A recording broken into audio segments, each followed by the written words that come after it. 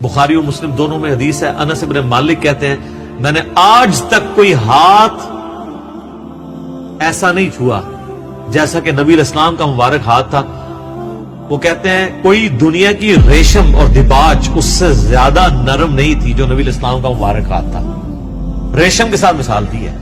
یہ نہیں ہے کہ نبی علیہ السلام جو ہے وہ آپ نے بڑی امیروں والی زندگی گزاری تھی، آپ نے تو مزدوری کی ہے، اس کے باوجود اللہ نے ایک پروٹوکول دیا کہ ہاتھ ان کا بہت نرم تھا. اسی بخاری مسلم کی حدیث میں آتا ہے کہ میں نے آج تک کوئی مشک اور عنبر کی خوشبو ایسی نہیں سونگی جو نبی علیہ السلام کے پسینہ مبارک سے اور آپ کے مبارک ہاتھوں سے آتی تھی.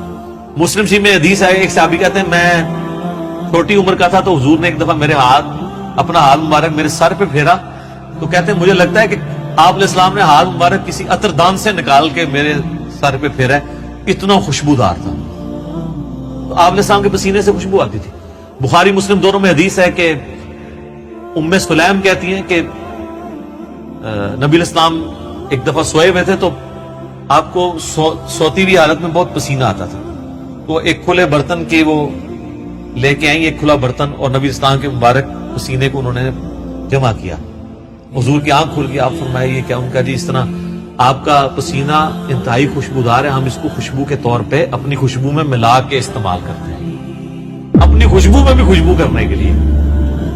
اور مسلم شریف کی ایک حدیث میں ہے کہ ایک عورت آئی کہ میری بچی کی شادی ہے تو میں آپ کا پسینہ لینے کے لیے آئی، ٹھیک ہے، خوشبو کے طور پہ. اچھا، وہ بخاری مسلم کی اس حدیث میں ام سلیم نے جب یہ جواب دیا تو حضور نے فرمایا تم نے اچھا کام کیا، یعنی آپ نے اس کی تعریف کی. پسینہ مبارک آپ کی تو ہر چیز ہی جناب کمال ہے، تو کس کس بات کا ذکر کیا جائے؟ میں گھنٹوں اس پہ فی الودی کئی احادیث بیان کر سکتا ہوں آپ کے تبرکات کے اوپر. صحیح مسلم میں حدیث ہے نبی علیہ السلام فجر کے بعد سخت سردیوں میں بھی جب نکلتے تو مدینے کے لوگوں نے اپنے غلام باہر کھڑے کیے ہوتے برتن اٹھا کے، آپ علیہ السلام ایک ایک برتن میں اپنا ہاتھ ڈالتے جاتے تھے برکت کے لیے.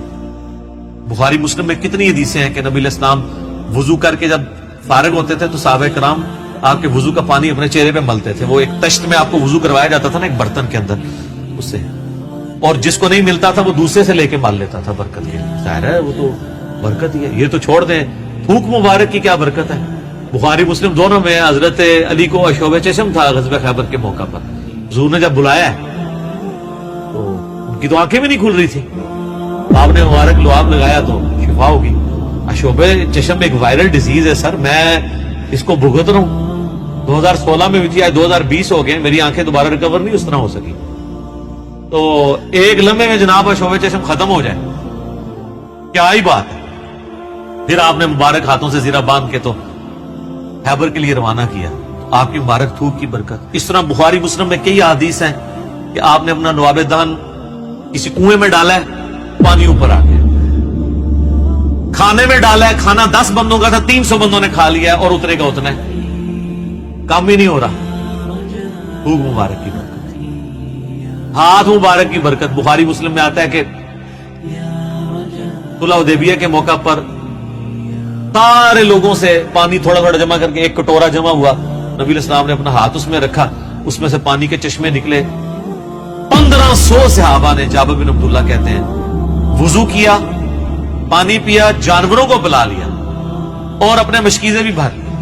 وہ تابعی کہتے ہیں کہ وہ پانی کتنا تھا؟ انہوں نے کہا وہ دیکھنے کو تو ایک کٹورا تھا لیکن حضور کی انگلیوں سے جو چشمے نکل رہے تھے نا، وہ پانی اتنا زیادہ تھا کہ 1,00,000 بھی ہم ہوتے ہیں نا، وہ پانی 1,00,000 کو بھی کفایت کرتا تھا. تو آپ کے مبارک ہاتھوں کی برکت تھی. صحیح بخاری میں آتا ہے ایک صحابی کی پنڈلی ٹوٹ گئی، نبی علیہ السلام فرمایا ٹانگ سیدھی کر، اپنا ہاتھ پھیرا. وہ کہتے ہیں اللہ کی قسم اس طرح ہوگی کبھی ٹوٹی ہی نہیں تھی. حالانکہ سر پنڈلی ٹوٹ جائے نا، اس کا کیورنگ پیریڈ 6 سے 8 ہفتے ہے اور سالوں اس کی احتیاط چلتی ہے، آپ دوبارہ نہیں وہ باندھ سکتے. اور صحابی کہتے ہیں مجھے یاد بھی نہیں ٹوٹی تھی. معجزہ. بخاری مسلم میں آتا ہے کہ ایک شخص نے جمعے کے خطبے کے دوران کہا یا رسول اللہ مویشی علاقوں کے دعا کریں بارش کے لیے. دعا کی، اسی ٹائم بارش شروع ہوئی، اگلے جمعے تک جاری تھی. اگلے جمعے وہی بندہ کھڑا ہو گیا کہ ہمارے گھر جو ہیں وہ اب پانی ان پہ ٹپکنے لگا. آپ بس یہ دعا کریں کہ زمینوں پہ سائڈ پہ ہو، گھروں پہ نہ ہو. تو بخاری مسلم کے الفاظ ہیں، آپ نے یہ انگلی سے بادلوں کو اشارے کیے. سر اب جن صحابہ نے یہ منظر دیکھا ہوا تھا صحیح بخاری میں آتا ہے، ابن مسعود کہتے ہیں ہم حضور کے ساتھ کھانا کھاتے تھے، ہم اس کھانے کے نوالوں میں سے تسبیح کی آواز سنتے تھے۔ یہ تو برکات آپ کی تھی۔ جابر بن عبداللہ کہتے ہیں، مسلم شریف میں حدیث ہے کہ ایک سفر کے دوران حضور نے مجھے کہا دو درختوں کو کہو کہ اللہ کے نبی کہہ رہے ہیں مل جاؤ، میں نے رفع حاجت کرنی ہے۔ وہ جڑوں سمیت اکھڑ کے اکٹھے ہوئے، کہتے ہیں میں نے حضور کو پانی دیا، آپ سنجا کر کے فارغ ہوئے، آپ نے یوں انگلی سے اشارہ کیا، واپس اپنی جگہ پہ چلے گئے۔ یہ چیز صحابہ کرام کے ایمان کو بڑے اوپر کے لیول پہ لے جاتی تھی، اور یہ تو نبی الاسلام کے ڈائریکٹ تبرکات ہیں۔ آپ کے بال مبارک جو آپ سے ٹوٹ کے الگ ہو چکی ہے، ان کی برکات بھی آپ سنیں۔ صحیح بخاری میں آتا ہے کہ ام سلمہ نے حضور کے چند بال نکالے ایک ڈبیا میں سے، صحابہ ملاقات کے لیے گئے ام المومنین سے، ان کا یہ حضور کے بال ہیں، اور جب بھی کوئی بیمار ہوتا ہے تو محلے میں سے مجھے پانی کا برتن بھیج دیتا ہے، ہم اس میں گھول کے دیتے ہیں، شفا ہو جاتی ہے حضور کی وفات کے بعد۔ اور بال مبارک تو پھر بھی جسم کا حصہ ہے، کرتا مبارک تو جسم کا حصہ بھی نہیں ہے، یہ تو الگ سے ایک چیز ہے نا۔ صحیح مسلم میں ہے کہ سروانی تیالسی جبہ اسما ابن بنت ابی بکر نے حضرت عائشہ کی بڑی بہن نے نکالا اور کہا یہ رسول اللہ کا کرتا ہے، جس کے اوپر یہاں پہ گوٹ بھی لگی ہوئی تھی، کالے کلر کا تھا، بائی چانس آج میں نے بھی کالا کپڑے پہنے، یہ سنت ہے۔ تو وہ کہتی ہیں کہ حضرت عائشہ کی وفات کے وقت میں نے اپنی بہن سے یہ کرتا لے لیا اور حضور اسے پہنتے تھے، اور ہم اس کا دھون مریضوں کو شفا کے لیے دیتے ہیں۔ یہ ساری آپ کی برکات ہے۔ آپ علیہ السلام ایز اے سپیشیز انسان ضرور تھے، مرتبے میں اور کوالٹیز میں کوئی انسان ان کے برابر نہیں تھا۔ بخاری مسلم میں آتا ہے کہ آپ علیہ السلام پیٹھ کے پیچھے بھی دیکھ لیتے تھے۔ آپ نے فرمایا، بخاری مسلم کے الفاظ ہے کہ اپنی صفیں سیدھی رکھا کرو اور نماز خشوع خضوع سے پڑھا کرو، اللہ کی قسم میں اپنے پیٹھ کے پیچھے سے بھی تمہیں دیکھ رہا ہوتا ہوں۔ یعنی حضور علیہ السلام کو پیچھے بھی نظر آتا تھا، آنکھ کے بغیر۔ یہ معجزہ ہے، یہ اللہ نے آپ کی اسپیشل پروٹیکشن کی ہوئی تھی، آپ پہ وہ پیچھے سے بھی حملہ نہیں کر سکتا تھا، آپ ہر طرف 360 ڈگری کا آپ کو ویژن ہر وقت نظر آتا تھا۔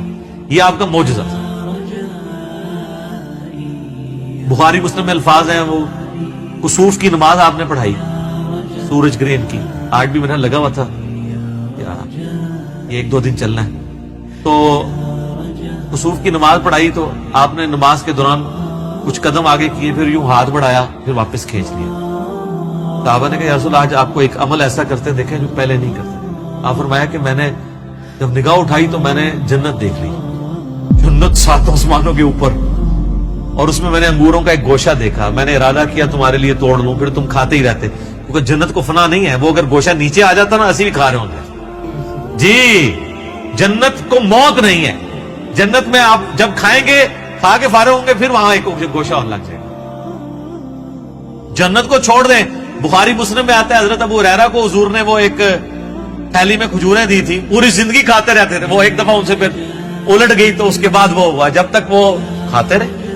ٹھیک ہے، تو آپ علیہ السلام اب آپ دیکھیں کہ نگاہ کہاں پہنچی ہے؟ جنت میں، ہاتھ بھی پہنچ رہے ہیں۔ یہ جو لوگ بعض اوقات گستاخی کرتے ہوئے کہتے ہیں نبی کے بھی 2 ہاتھ، ہمارے بھی 2 ہاتھ، اس طریقے سے کبھی بھی کسی صحابی نے توحید نہیں بیان کی ہے، یہ نان سینس اپروچ ہے۔ آپ ایک بات طریقے سے بیان کریں جو حدیث میں آئی ہے کہ میں بھی ایک انسان ہوں، اللہ کا قاصد قریب ہے، میرے پاس آئے موت کا فرشتہ اور میں بھی چلا جاؤں، جو غدیر خم کے شروع میں آتی ہے۔ اس طریقے سے سیدہ صاحب کی حدیثیں جو بخاری مسلم میں آتی ہے، میں بھی ایک انسان ہوں، جس طرح تم بھولتے ہو میں بھی بھول جاتا ہوں۔ اب یہ الفاظ استعمال کریں۔ باقی آپ علیہ السلام کی جو کوالٹیز اللہ نے آپ کو دی ہیں وہ اتنی ایکسٹرا آرڈنری ہیں، آپ کی ایک ایک چیز کو اگر کنسیڈر کیا جائے نا تو اس پہ گھنٹوں بولا جاتا ہے۔